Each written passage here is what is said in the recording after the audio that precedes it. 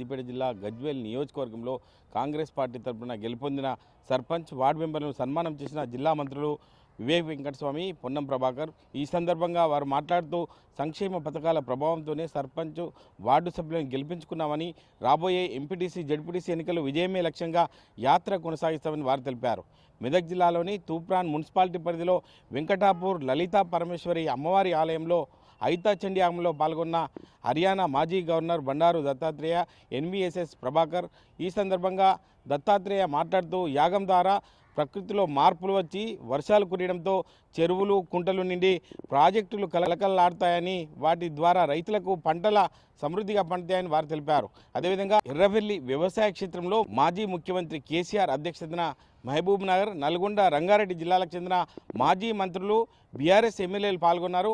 పాలమూరు, రంగారెడ్డి ఎత్తిపోతల ప్రాజెక్టుపై మరోసారి చర్చించే అవకాశం ఉంది. అదేవిధంగా అసెంబ్లీ సమావేశంలో చర్చించే అంశాలపై కూడా చర్చించే అవకాశం ఉన్నట్టు తెలిసింది. దీనికి సంబంధించి మాజీ మంత్రులు హరీష్ రావు, కేటీఆర్ తదితరులు పాల్గొన్నారు.